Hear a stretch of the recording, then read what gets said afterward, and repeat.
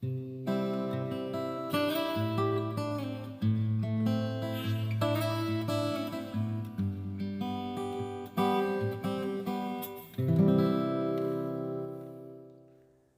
YouTube pipe community, OTC Piper.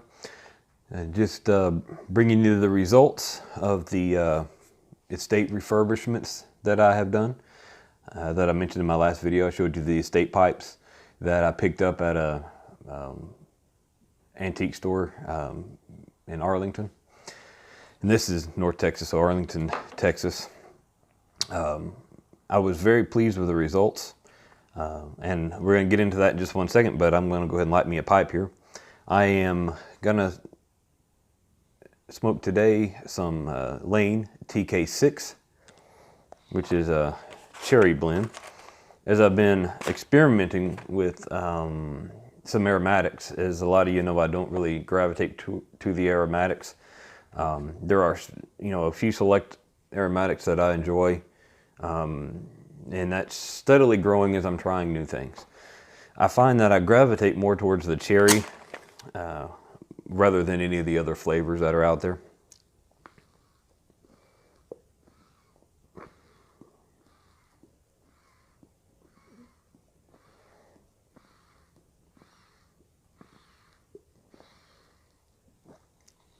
My brother Catholic Pipesetter got me onto the Cult Blood Red Moon as part of my exploration into finding some aromatics that I like. In the 10 or so years I've been piping, I haven't really found much in the way of aromatics that I enjoy. Now when I say that, I mean really more of the topped aromatics. I know there's a lot of blends that are considered to be aromatics that are more naturally aromatic. And that's not really what I'm talking about. I've tried several of them, tamp that down just a little bit. I'm losing some spark there. I've tried several topped aromatics, the caramel, coffee, things like that. And just never really have gotten along with them. Blackberry brandy, peaches and cream. Just never really have struck a chord with me. But the cherry blends are probably the topped aromatics are the ones that I gravitate towards the most. And that may be part of my preference for the OTC or the Codger blends, because I know there's a lot of cherry blends that follow in that category. But I thought I'd order some of this TK6. And I'm glad that I did. I'm going to order a lot more of this because I do enjoy it a lot. But let's get on to these refurbished pipes that I've got. The method that I talked to you about, and I even put a link down there from Eric Blue Collar Pipe Smoker. I was very pleased with that method. I wasn't too sure as I watched this video. Of course, he did. He cut the camera. When he did some of the work on it just to save time. It seemed like a very simple process. I wasn't really sure what to expect as far as real time, as any pipe is going to be different. It's going to present different challenges. And as I'm getting into the DIY refurbishing, I'm starting to appreciate a lot of that. I've got a lot of background in woodworking. I've long been fascinated in that. And it kind of goes along hand in hand with something like this. Every project's going to give you different challenges to overcome. And I had a great time doing this. It really opened me up to a lot of, what can be done with pipes. I go to a lot of the, antique stores for estate pipes. I just really like them over just some of the newer pipes, because you can get such a great deal on some great old pipes. And as I start picking up some steam, learning some of the refurbishing, there's just so many great things you can do to bring them back to life. And these that I have weren't really that bad off. There's one I mentioned before, that custom built, that's going to go to Briarville, because I'm just really excited to see how that pipe's going to turn out. And it's beyond my capabilities at this moment. Maybe I'll get there, maybe I won't. I'm not, I'm not opposed to just, having that sent off to somebody that is really expertly trained and experienced in doing something like that. But it went along fairly quickly. I can tell you that the OxyClean did wonderful things for the stems, and I'm going to start employing those methods to maybe once a year doing this with all of my pipes. As they build up grime over, the year being used and, swabbed out once in a while. Definitely, that's definitely something that I want to keep up with my pipes after I've seen how well it does. And the Murphy's oil soap did some good work as well. A lot of the pipes that come out, they may have some wonderful grain that we're going to go over in a second that's hidden under a lot of stain and a lot of lacquer or poly or something. And this is my Willard pipe, and this is the one that to me has the most impressive grain that was hiding underneath a very dark stain that really wasn't allowing it to shine. And I don't remember what order I did these in. I didn't go back and watch that video before I did that. I can't remember exactly what order I put them in, but you can go back and check that out for the before shots. But this is that Willard, and just look at that great bird's eye that it has. This is the one that I did the most sanding work on. I took it down as far as I could be. When I started to see just the beautiful grain that it's got, I wanted to really let it shine as much as I could. And I'm just very impressed with the grain that it had underneath that, and I can't figure out why. It would just be coated so thickly with something that's going to hide it. But I know, it's a production pipe. It just is what it is. But just that bird's eye is just remarkable to me. And what I noticed is there was a lot of fills on this pipe, and the bird's eye kind of helps to camouflage that a little bit. And I'll point some of these out. Like, see, you got one like right there. We got one here on the shank. You can see that one. Let's see where else. We got one right here. Probably a couple more on there. But the bird's eye just kind of helps to camouflage that a little bit. I didn't buff it to like a high gloss. I like the kind of the semi-gloss or the matte type finish. And any kind of wood finishing that I do, I always like to do something like this. It's easier to do, and you don't have the thick clear coating that can yellow and crack over time. And this pipe is just going to take on so much characteristic as it gets used, and I'm excited about the prospect of getting some use on this one. So that's the Willard. Now we'll go with the Yellow Bowl. The Yellow Bowl has a slight color variance. I do like the yellow stem and how it contrasts with the rest of the bowl. It had a little bit of a color variance. You see it's a little bit lighter right here. Still turned out really nicely. And then as we go to this other side, it gets a little bit darker. And this one, I'm sure it's decades of use. I don't know exactly how old this pipe is. It may not be decades old, but that its use could have colored the wood. I could have taken it down further, straight to the wood like I did with the Willard. I didn't want to do that with this one. I felt it was pretty evenly finished. It just has a slight variation in the color. But I thought this one turned out really well. I didn't put a lot of work into taking out the chatter because, as you see here, I clench my pipes anyways. So it's just going to wind up back on there.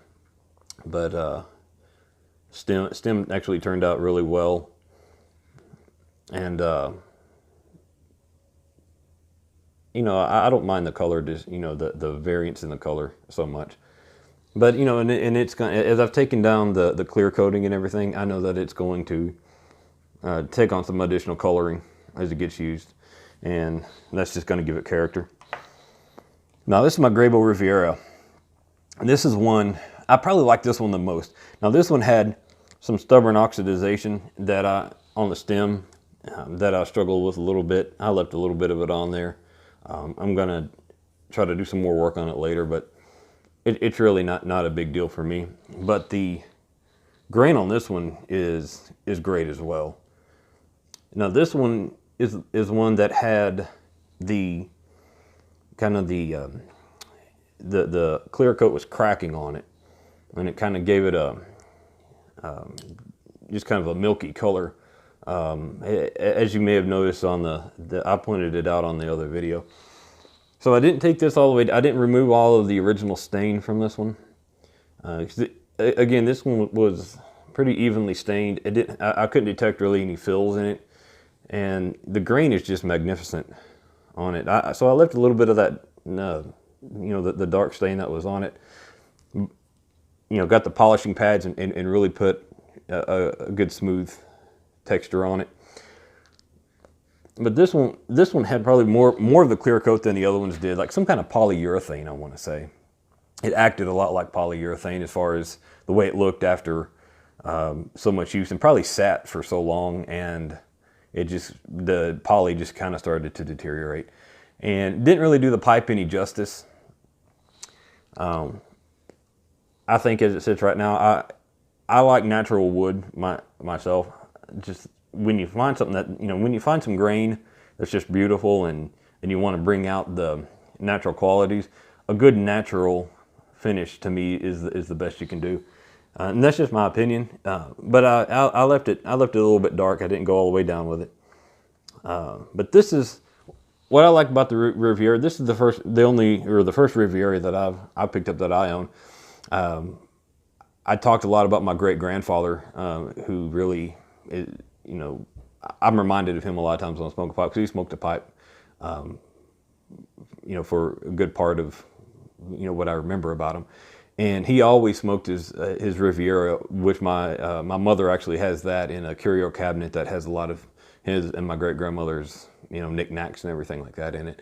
And I wanted to get one for myself. And when I saw this one priced for $10, I just, you know, just for what it was, I wanted to pick it up for that. And I'm glad I did. I just really like the way this one turned out. So, except for, you know, that little bit of oxidization on the stem, to me it was a successful project. So those are the three pipes that I decided to take a crack at.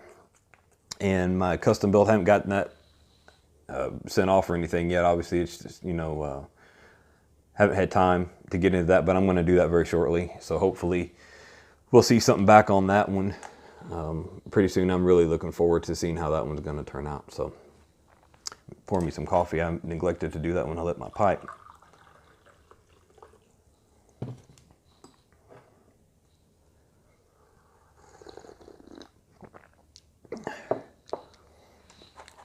So I can get a relight here. Try not to make this too long of a video.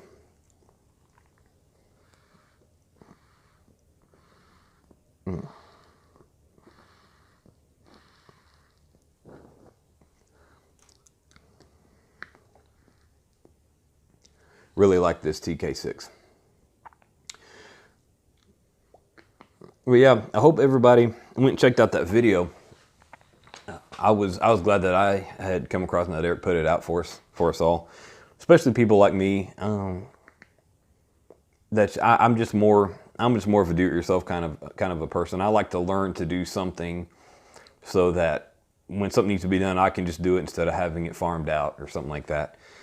So that's just one of the things that I'm going to add into my rotation of quirky things about myself. I'd enjoyed getting to learn this process, and fortunately I've had some experience with woodworking and everything for a few years. Years ago I used to build guitars, solid bodies. I never really did acoustics, but I did solid bodies. Then I had similar technique in the finishing that I like to do. Not a whole lot of the clear coat and poly and all that kind of thing, just more of a beautification of the wood itself.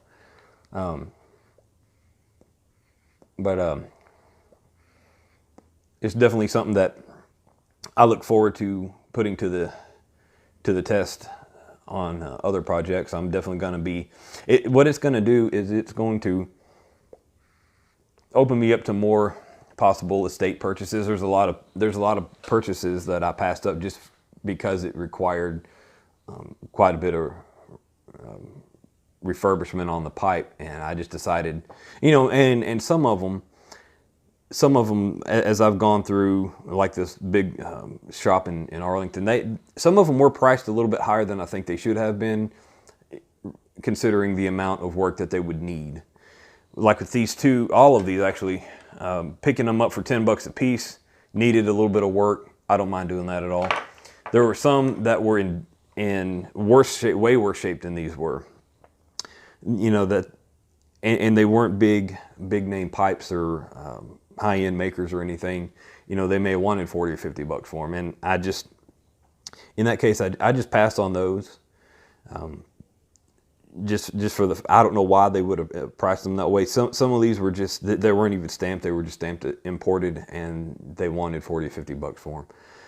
Those kind of things I would pass on. But when I see pipes now that need this kind of work done, you know, getting this experience has just opened up another spectrum of pipes, you know, as I'm going through the antique shops looking for estates and everything. So anyways, I've kept you long enough.